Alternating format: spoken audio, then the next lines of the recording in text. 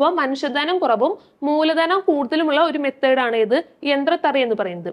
നെയ്ത്തിന്റെ തരം അനുസരിച്ച് ഹീൽഡ് ഉപയോഗിച്ച് പാവുനൂലുകളെ ഉയർത്തുകയും താഴ്ത്തുകയും ചെയ്യുന്ന പ്രക്രിയയാണ് എന്ത് ഷെഡിങ് എന്ന് പറയുന്നത്. അപ്പൊ നമ്മൾ ഇവിടെ ഇമ്പോർട്ടന്റ് ആയിട്ട് ഓർത്തു വെക്കേണ്ട ടേം എന്ന് പറഞ്ഞാൽ പാവുനൂലുകളെ ഉയർത്തുകയും താഴ്ത്തുകയും ചെയ്യുന്ന ഒരു പ്രോസസ്സിനെയാണ് നമ്മൾ എന്ത് പറയുന്നത് ഷെഡിങ് എന്ന് പറയുന്നത്.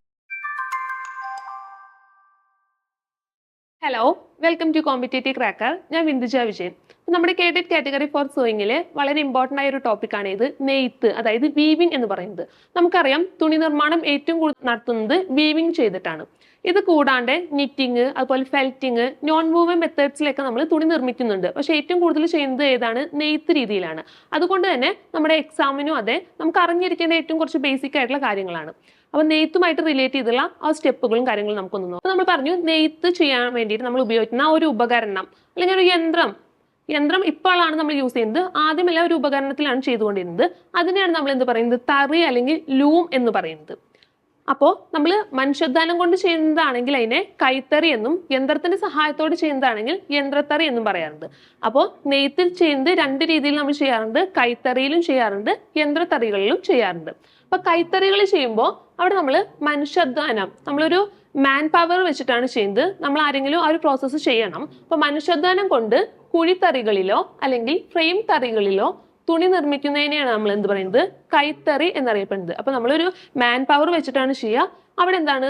കുഴിത്തറി അല്ലെങ്കിൽ ഫ്രെയിം തറികളിലാണ് ഈ നെയ്ത്ത് ചെയ്യാറുള്ളത്. പിന്നെ ഇതിലെ എല്ലാ പ്രവർത്തനങ്ങളും നമ്മൾ നടത്തുന്നത് നിയന്ത്രിക്കുന്നത് നെയ്ത്തുകാരനാണ്. അപ്പൊ നമ്മൾ പറഞ്ഞു മനുഷ്യധ്വാനം കൊണ്ട് ചെയ്യുന്നതാണ്. അതുകൊണ്ട് തന്നെ അവിടെ ചെയ്യുന്ന എല്ലാ പ്രോസസ്സുകളും കൺട്രോൾ ചെയ്യുന്നത് ആരാണ്? ആ ഒരു നെയ്ത്ത് ചെയ്യുന്ന ആ ഒരു നെയ്ത്തുകാരൻ തന്നെയാണ്. അപ്പൊ അത് ഓർത്തു വയ്ക്കുക.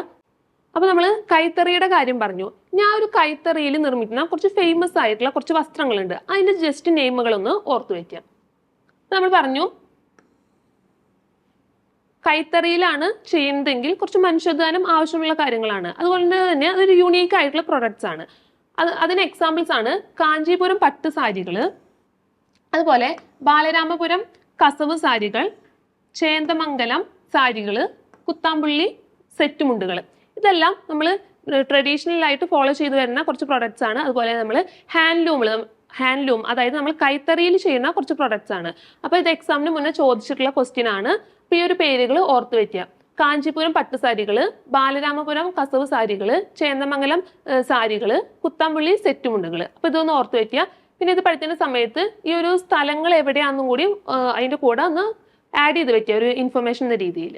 നമ്മൾ കൈത്തറിയുടെ കാര്യമാണ് പറഞ്ഞത്. ഇനി അതുപോലെ തന്നെ നമ്മൾ യന്ത്രത്തിന്റെ സഹായത്തോടെ ചെയ്യുന്നതാണ് യന്ത്രത്തറികൾ. അപ്പൊ യന്ത്രത്തിന്റെ സഹായത്തോടെ ഒരു നെയ്ത്ത് ചെയ്യുന്നതിന് നമ്മൾ യന്ത്രത്തറികളാണ് യൂസ് ചെയ്യുന്നത്. അപ്പൊ യന്ത്രത്തറി ആയതുകൊണ്ട് തന്നെ ഇവിടെ എന്താണ്? മനുഷ്യധ്വാനം വളരെ കുറവ് മാത്രമാണ് നമുക്ക് ആവശ്യമുള്ളൂ. അതുപോലെ നമ്മൾ അവിടെ എക്സ്പെൻസ്, നമുക്ക് ആ ഒരു യന്ത്രങ്ങൾക്ക് വേണ്ടിയിട്ടുള്ള ഒരു എക്സ്പെൻസ് കൂടുതലാണ്. അപ്പോൾ മനുഷ്യധനം കുറവും മൂലധനം കൂടുതലുമുള്ള ഒരു മെത്തേഡാണ് ഇത് യന്ത്രത്തറി എന്ന് പറയുന്നത്.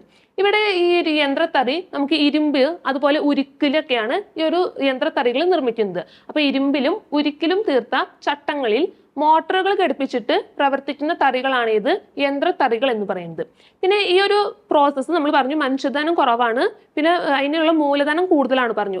അതുകൊണ്ട് തന്നെ നമുക്കിവിടെ ചെയ്യുന്ന പ്രൊഡക്ട്സുകൾ വളരെ കൂടുതലായിരിക്കും. നമുക്ക് വളരെ അധികം പ്രൊഡക്ട്സ് അറ്റ് എ ടൈം നമുക്ക് ഉണ്ടാക്കാൻ സാധിക്കും. പിന്നെ തുണിത്തരങ്ങൾ ഏകീകരിക്കുകയും അതുപോലെ തന്നെ കൂടുതലായിട്ടുള്ള ഉൽപാദനം നടത്തുന്നതിന് നമ്മൾ യന്ത്രത്തറികളാണ് സാധാരണയായിട്ട് ഉപയോഗിക്കുന്നത്. അപ്പൊ നമ്മൾ കൈത്തറി പറഞ്ഞു, അതിന്റെ കുറച്ച് എക്സാമ്പിൾസും പറഞ്ഞു. അതുപോലെ യന്ത്രത്തറി പറഞ്ഞു വെച്ചാൽ യന്ത്രത്തിന്റെ സഹായത്തോടെ നമ്മൾ തുണി നിർമ്മിക്കുന്നത്, അതാണ് യന്ത്രത്തറികൾ എന്ന് പറയുന്നത്. ഇനി ഇത് കൂടാണ്ട് യന്ത്രത്തറികളിൽ കുറച്ച് പരിഷ്കരിച്ച കുറച്ച് തറികളും കൂടി ഉണ്ട്. അത് എന്താന്ന് വെച്ചാൽ നമ്മൾ കുറച്ചുകൂടി അഡ്വാൻസ് എന്ന രീതിയിൽ സാങ്കേതികവിദ്യ ഉപയോഗിക്കുന്നത് കൊണ്ട് തന്നെ നമുക്ക് അവയുടെ ഗുണമേന്മ അതുപോലെ തന്നെ നിർമ്മാണ വേഗതയൊക്കെ കൂടുതലാണ് ഈ ഒരു പരിഷ്കരിച്ച തറികൾ നമ്മൾ യൂസ് ചെയ്യുന്ന സമയത്ത്. ഇതിൽ നമ്മൾ കമ്പ്യൂട്ടർ നിയന്ത്രിതമായ തറികൾ നമുക്ക് ലഭിക്കും. അത് കൂടാണ്ട് നമ്മൾ ഈ ഒരു ഓടം അല്ലെങ്കിൽ ഷട്ടിൽ എന്ന് പറയും, ഇത് യൂസ് ചെയ്തിട്ടാണ് നമ്മൾ നെയ്ത്ത് സാധാരണ ചെയ്യാറുള്ളത്. ഈ ഒരു ഓടം അല്ലെങ്കിൽ ഷട്ടിൽ ഇല്ലാണ്ട് വായു അല്ലെങ്കിൽ വെള്ളത്തിന്റെ സഹായത്തോടെയൊക്കെ നമുക്ക് ഈ ഒരു ഊടുനൂലുകളെ കടത്തിവിടുന്ന ജെറ്റ് തറികൾ നമുക്ക് അവൈലബിൾ ആണ്. അപ്പൊ നമ്മൾ പറഞ്ഞു അഡ്വാൻസ് ആയിട്ടുള്ള സാങ്കേതിക വിദ്യകൾ യൂസ് ചെയ്തിട്ട് ചെയ്യുന്നത് കൊണ്ട് തന്നെ നമുക്ക് ഈ ഒരു ഓട അല്ലെങ്കിൽ ഷട്ടിൽ ഇല്ലാണ്ട് തന്നെ നമുക്ക് ഊടുനൂലുകളെ കടത്തിവിടാം. അതിന് നമുക്ക് ജെറ്റ് തറികൾ നമുക്ക് ലഭിക്കുന്നതാണ്. പിന്നെ നമ്മൾ പറഞ്ഞപ്പോൾ ജെറ്റ് തറികളുടെ കാര്യം പറഞ്ഞു. പാവുനൂലുകളോ അല്ലെങ്കിൽ ഊടുനൂലുകളോ പൊട്ടിയാൻ നിൽക്കുന്ന തരത്തിലുള്ള ഓട്ടോമാറ്റിക് തറികളും നമുക്ക് ലഭിക്കും. പിന്നെ ഇത് കൂടാണ്ട് നമ്മൾ ചെക്ക് ഡിസൈൻസ് ഒക്കെ കണ്ടിട്ടുണ്ടല്ലോ. ഈ ഒരു ചെക്ക് ഡിസൈനുകൾ നെയ്യുന്ന സമയത്ത് ഒന്നിൽ കൂടുതൽ നിറങ്ങളിലുള്ള ഊടുനൂലുകളെ കടത്തി വിടുന്ന മൾട്ടിപ്പിൾ ബോക്സ് തറികളും നമുക്ക് ലഭിക്കുന്നു. നമ്മൾ പറഞ്ഞു അഡ്വാൻസ് മെത്തേഡ് വെച്ചിട്ട് ചെയ്യുന്നതാണ് തറികൾ. അതിൽ കമ്പ്യൂട്ടർ നിയന്ത്രണത്തിലുള്ള തറികളുണ്ട്, ജെറ്റ് തറികളുണ്ട്, ഇത് കൂടാണ്ട് ഓട്ടോമാറ്റിക് തറികളുണ്ട്, അതുപോലെ മൾട്ടിപ്പിൾ ബോക്സ് തറികളുണ്ട്. അപ്പോൾ ഓരോന്നിന്റെയും പ്രോസസ്സ് എന്താണെന്ന് ഓർത്ത് വെക്കുക. കാരണം അപ്പോൾ ചെക്ക് ഡിസൈൻസ് ഒക്കെ ചെയ്യാൻ വേണ്ടിയിട്ടാണ് നമ്മൾ ഈ ഒരു മൾട്ടിപ്പിൾ ബോക്സ് തറികൾ ഉപയോഗിക്കുന്നത്. അപ്പോൾ നമ്മൾ നമ്മുടെ കേറ്റഡ് കാറ്റഗറി ഫോർ സൂയിങ്ങിന്റെ വളരെ ഇമ്പോർട്ടൻ്റ് ആയ ഒരു ടോപ്പിക്കാണ് ഏത്, നെയ്ത്ത് എന്ന് പറയുന്നത്. അപ്പോൾ ഈ ഒരു നെയ്ത്തിലൂടെയാണ് നമ്മൾ തുണി നിർമ്മിക്കുക, നമുക്ക് എല്ലാവർക്കും അറിയുന്ന ഒരു കാര്യമാണ്. അപ്പോൾ നമ്മുടെ എക്സാം പോയിന്റ് ഓഫ് വ്യൂവിൽ നോക്കുന്ന സമയത്തും നമുക്ക് ഈ ഒരു ഭാഗത്ത് നിന്ന് എന്തായാലും 1-2 മാർക്കിനുള്ള ഷുവർ ക്വസ്റ്റ്യൻസ് ഉണ്ടാവാറുള്ളതാണ്. അപ്പോൾ നമ്മൾ ഓരോ ടോപ്പിക്ക് പഠിക്കുന്ന സമയത്തും അതുമായിട്ട് റിലേറ്റ് ചെയ്ത ക്വസ്റ്റ്യൻസ് ഒക്കെ പഠിച്ചിട്ട് തന്നെ നമ്മൾ എക്സാമിന് ചെല്ലുക. അപ്പോൾ നമുക്ക് ഫസ്റ്റ് അറ്റംപ്റ്റിൽ തന്നെ ഒരു എക്സാം ക്രാക്ക് ചെയ്യാൻ സാധിക്കും. അപ്പോൾ ഇതിന് നിങ്ങളെ സഹായിക്കാൻ വേണ്ടി കോമ്പറ്റേറ്റീവ് ക്രാക്കറിന്റെ കേറ്റഡ് കാറ്റഗറി ഫോർ സൂയിങ്ങിന്റെ പുതിയൊരു ബാച്ച് സ്റ്റാർട്ട് ചെയ്തിട്ടുണ്ട്. അപ്പോൾ ഇവിടെ റെക്കോർഡഡ് ക്ലാസ്സുകളുണ്ട്, അതും നമ്മുടെ ഏറ്റവും ലേറ്റസ്റ്റ് ആയിട്ടുള്ള സിലബസ് ഓറിയന്റ് ചെയ്തിട്ടുള്ളത്. അതുപോലെ ലൈവ് സെക്ഷൻസ് ഉണ്ട്, മോക്ക് ടെസ്റ്റ് ഉണ്ട്, previous year question paper discussion ഉണ്ട്. ഇത് കൂടാണ്ട് ഫ്രീ ആയിട്ട് ഒരു മെന്റർഷിപ്പ് നിങ്ങൾക്ക് ലഭിക്കും. നിങ്ങൾക്ക് എന്തെങ്കിലും ഡൗട്ട്സുകളൊക്കെ ഉണ്ടെങ്കിൽ ആ ഒരു മെന്ററിന്റെ അടുത്ത് ചോദിച്ച് ക്ലിയർ ചെയ്തിട്ട് തന്നെ നിങ്ങൾക്ക് പഠിക്കാം.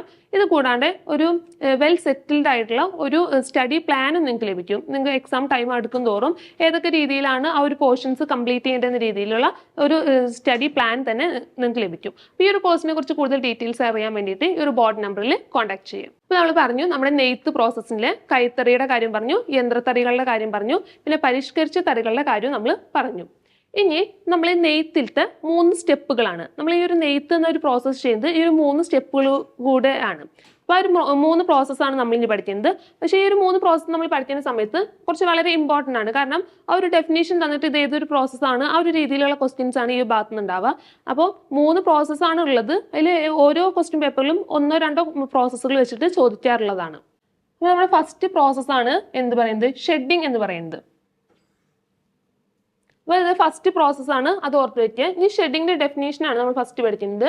നെയ്ത്തിന്റെ തരം അനുസരിച്ച് ഹീൽഡ് ഉപയോഗിച്ച് പാവുനൂലുകളെ ഉയർത്തുകയും താഴ്ത്തുകയും ചെയ്യുന്ന പ്രക്രിയയാണ് എന്ത്, ഷെഡിങ് എന്ന് പറയുന്നത്. അപ്പോൾ നമ്മളിവിടെ ഇമ്പോർട്ടൻ്റ് ആയിട്ട് ഓർത്ത് വെക്കേണ്ട ടേം എന്ന് പറഞ്ഞാൽ പാവുനൂലുകളെ ഉയർത്തുകയും താഴ്ത്തുകയും ചെയ്യുന്ന ഒരു പ്രോസസ്സിനെയാണ് നമ്മൾ എന്ത് പറയുന്നത്, ഷെഡിങ് എന്ന് പറയുന്നത്. അപ്പോൾ ഫസ്റ്റത്തെ പ്രോസസ്സാണ്. ഫസ്റ്റ് നമ്മൾ എന്താണ് ചെയ്യുന്നത്, പാവുനൂലുകളെ ഉയർത്തും താഴ്ത്തുകയും ചെയ്യാണ്. അത് എന്തിന്റെ സഹായത്തോടെയാണ്, ഹീൽഡ് ഉപയോഗിച്ചിട്ടാണ് നമ്മൾ പാവുനൂലുകളെ ഉയർത്തുകയും താഴ്ത്തുകയും ചെയ്യുന്നത്. ഈ ഒരു പ്രോസസ്സാണ് എന്ത് പറയുന്നത്, ഷെഡിങ് എന്ന് പറയുന്നത്. കൈത്തറികളിൽ ഹീൽഡുകളോട് ബന്ധിപ്പിച്ചിട്ടുള്ള ട്രെഡിലിൽ ചവിട്ടിയിട്ടാണ് ഈ ഒരു ഷെഡിങ് നടത്തുന്നത്. എന്നാൽ യന്ത്രത്തറികളിൽ ഈ ഒരു ട്രെഡിലും ടാപ്പറുകളെല്ലാം ഉപയോഗിച്ചിട്ടാണ് ഈ ഒരു പ്രോസസ്സ് ചെയ്യുക. അപ്പോൾ നമ്മൾ ഷെഡിങ് എന്ന പ്രോസസ്സ് പറഞ്ഞു, പാവുനൂലുകളെ ഉയർത്തുകയും താഴ്ത്തുകയും ചെയ്യുന്ന പ്രോസസ്സാണ് ഇത് ഷെഡിങ് എന്ന് പറയുന്നത്. അത് കൈത്തറികളിലാണെന്ന് വെച്ചാൽ ആ ഹീൽഡുകളോട് ബന്ധിപ്പിച്ചിട്ടുള്ള ട്രെഡിലിൽ ചവിട്ടിയിട്ട് വേണം നമ്മൾ ചെയ്യാൻ. എന്നാൽ യന്ത്രത്തറികളിൽ ട്രെഡിലും ടാപ്പറുകൾ ഉപയോഗിച്ചിട്ടാണ് ഓട്ടോമാറ്റിക് ആയിട്ടാണ് ആ ഒരു പ്രോസസ്സ് ചെയ്യുന്നത്. അപ്പോൾ ഫസ്റ്റ് പ്രോസസ്സാണ് ഷെഡിങ്, പാവുനൂലുകളെ ഉയർത്തുകയും താഴ്ത്തുകയും ചെയ്യുന്ന പ്രോസസ്സാണ് ഷെഡിങ് എന്ന് പറയുന്നത്. അടുത്ത പ്രോസസ്സാണ് എന്ത് പറയുന്നത്, പിക്കിംഗ് എന്ന് പറയുന്നത്. നമ്മൾ ഫസ്റ്റ് പ്രോസസ്സ് പറഞ്ഞ എന്താണ്, ഷെഡിങ്. അത് പാവുനൂലുകളെ ഉയർത്തുകയും താഴ്ത്തുകയും ചെയ്യുന്ന പ്രോസസ്സാണ് ഷെഡിങ്. നെക്സ്റ്റ് പ്രോസസ്സാണ്, അടുത്ത പ്രോസസ്സാണ് ഏത്, പിക്കിംഗ് എന്ന് പറയുന്നത്. പിക്കിംഗ് എന്ന് പറഞ്ഞാൽ ഉയർന്നും താഴ്ന്നും നിൽക്കുന്ന പാവുനൂലുകൾക്കിടയിലൂടെ ഓടത്തിന്റെ സഹായത്തോടെ ഊടുനൂലുകളെ കടത്തി വരുന്ന പ്രക്രിയയാണ് ഇത് പിക്കിംഗ് എന്ന് പറയുന്നത്. അപ്പോൾ ഫസ്റ്റ് പ്രോസസ്സ് ഷെഡിങ്ങിൽ നമ്മൾ പാവുനൂലുകളെ ഉയർത്തും താഴ്ത്തും ചെയ്തു. അത് കഴിഞ്ഞിട്ട് ഈ ഉയർന്നും താഴ്ന്നും നിൽക്കുന്ന പാവുനൂലുകൾക്കിടയിലൂടെ ഓടത്തിന്റെ സഹായത്തോടെ ഊടുനൂലിനെ കടത്തി വരുന്ന പ്രോസസ്സാണ് ഇത് പിക്കിംഗ് എന്ന് പറയുന്നത്. ഇത്രയുള്ള നമുക്ക് ഒരു ഡെഫിനേഷൻ പഠിക്കാറുള്ളത്. ആ ഡെഫിനേഷൻ എന്ന രീതിയിൽ തന്നെയാണ് എക്സാമിന് ക്വസ്റ്റ്യൻസും ചോദിക്കാറുള്ളത്. അപ്പോൾ നമ്മൾ പറഞ്ഞു പിക്കിംഗ് എന്ന് പറഞ്ഞു വെച്ചാൽ ഈ ഉയർന്നും താഴ്ന്നും നിൽക്കുന്ന പാവുനൂലുകൾക്കിടയിലൂടെ ഓടത്തിന്റെ സഹായത്തോടെ ഊടുനൂലുകളെ കടത്തി വരുന്ന പ്രോസസ്സാണ് ഇത് പിക്കിംഗ് എന്ന് പറയുന്നത്. അപ്പോൾ നമ്മുടെ അവസാനത്തെ പ്രോസസ്സാണ് ഇത് ബീറ്റിംഗ് എന്ന് പറയുന്നത്. അതെന്താണ്, അതിന്റെ ഡെഫിനേഷൻ നോക്കാം. അവസാനം കടത്തിവിട്ട ഊടുനൂലിനെ തൊട്ടു മുൻപിലത്തെ ഊടുനൂലുമായി ചേർത്ത് അടുപ്പിക്കുന്ന പ്രക്രിയയാണ് ഇത് ബീറ്റിംഗ് എന്ന് പറയുന്നത്. അപ്പോൾ നമ്മൾ ആദ്യം ഷെഡിങ്ങിൽ പാവുനൂലുകളെ ഉയർത്തും താഴ്ത്തും ചെയ്തു. പിന്നെ പിക്കിംഗ് പറഞ്ഞു വെച്ചാൽ നമ്മൾ അതിൻ്റെ ഉള്ളിൽ കൂടെ ഊടുനൂലുകളെ കടത്തിവിട്ടു. ലാസ്റ്റ് പ്രോസസ്സാണ് ബീറ്റിംഗ് പറഞ്ഞു വെച്ചാൽ നമ്മൾ അവസാനം കടത്തിവിട്ട ഊടുനൂലിനെ തൊട്ടു മുൻപിലത്തെ ഊടുനൂലുമായിട്ട് ബന്ധിപ്പിക്കുന്ന ഒരു പ്രോസസ്സാണ്, ചേർത്ത് അടുപ്പിക്കുന്ന ഒരു പ്രോസസ്സാണ് ഇത് പറയുന്നത് ബീറ്റിംഗ് എന്ന് പറയുന്നത്. ഇത് കൈത്തറികളിൽ റീഡ് ഉപയോഗിച്ചിരിക്കുന്ന സ്ലേ എന്ന ചട്ടം കൈകൊണ്ട് പ്രവർത്തിപ്പിച്ചിട്ടാണ് നമ്മൾ ഈ ഒരു പ്രോസസ്സ് ചെയ്യുന്നത്.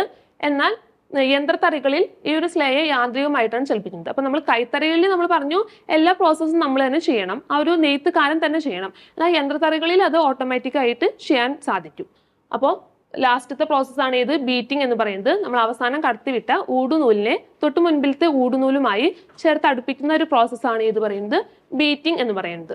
അപ്പോൾ നമ്മൾ നമ്മുടെ നെയ്ത്ത് എന്ന പ്രോസസ്സ് പറഞ്ഞു, കൈത്തറിയുടെ കാര്യം പറഞ്ഞു, യന്ത്രത്തറിയുടെ കാര്യങ്ങൾ പറഞ്ഞു, പരിഷ്കരിച്ച തറികളുടെ കാര്യം പറഞ്ഞു, പിന്നെ നെയ്ത്തിലുള്ള 3 സ്റ്റെപ്പുകൾ പറഞ്ഞു, ഷെഡിങ്, പിക്കിങ്, ബീറ്റിങ്. അത് കറക്റ്റായിട്ട് ആ ഒരു ടേം എന്താണ്, അതിന്റെ ഡെഫിനേഷൻ കറക്റ്റ് ആയിട്ടാണ് നമുക്ക് എക്സാമിന് ഇതുവരെ ചോദിച്ച് കണ്ടിട്ടുള്ളത്. അപ്പോൾ നമ്മുടെ എക്സാമിന് വളരെ ഇമ്പോർട്ടൻ്റ് ആയിട്ടുള്ള ടോപ്പിക്സ് ആണ് നമ്മൾ ഇന്നിപ്പോൾ ഡിസ്കസ് ചെയ്തത്. അപ്പോൾ ഇതുപോലെയുള്ള കൂടുതൽ ഇൻഫോർമേറ്റീവ് വീഡിയോസുമായി നമുക്ക് വീണ്ടും കാണാം. താങ്ക്